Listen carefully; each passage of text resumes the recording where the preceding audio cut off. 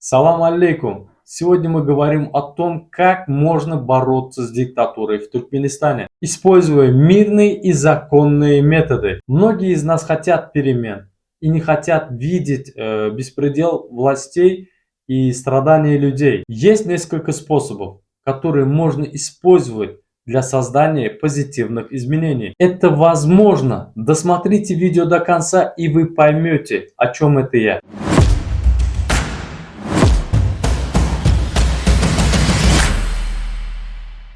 Первый способ – это просвещение и образование. Важно, чтобы люди знали свои права и возможности. Образованный народ может добиться большего, используя мирные методы протеста и давления на власть.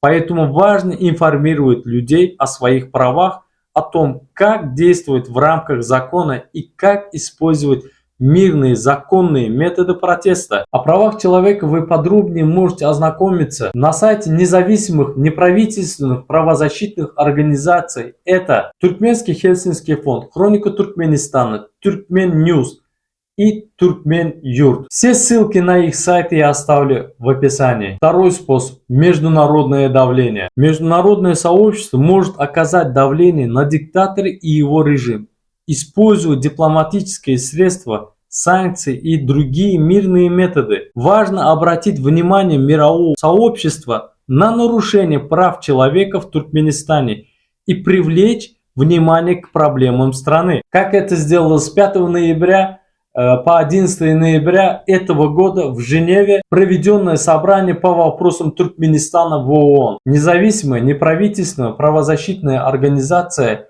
Туркменский Хельсинский фонд в лице Аннадурды Хаджиевой и Таджгуль Бегметовой они представили доклад о нарушениях прав человека в Туркменистане мировому сообществу.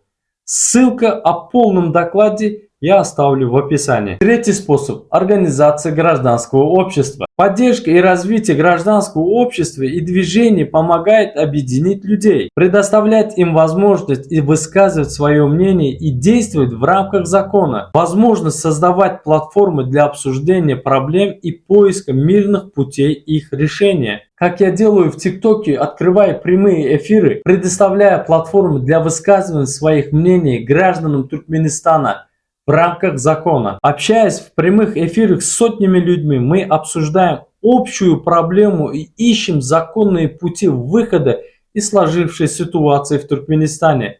Ссылки на мой TikTok канал я оставлю в описании. И, наконец, использование медиа. Социальные сети, блоги, видео – все это мощный инструмент для распространения информации, привлечения внимания к проблемам и организации мирных акций. Важно использовать медиа для просвещения и мобилизации людей к законным действиям. Медиа – это ваш YouTube канал, TikTok канал, Facebook, Instagram, WhatsApp, Telegram и даже древнейшая программа ИМО. Давайте использовать эти законные методы борьбы с диктатурой, чтобы жить, а не выживать. И молча завидуют, как другие люди живут в цивилизованных странах. Перемен можно добиться. Надо быть чуть-чуть активнее. Надо просто поддерживать друг друга. Вместе мы сила. Если это видео было полезно, то ставьте лайк, пишите комментарии и делитесь с близкими. С вами был Сахатов Алишер. Берегите себя и до новых встреч.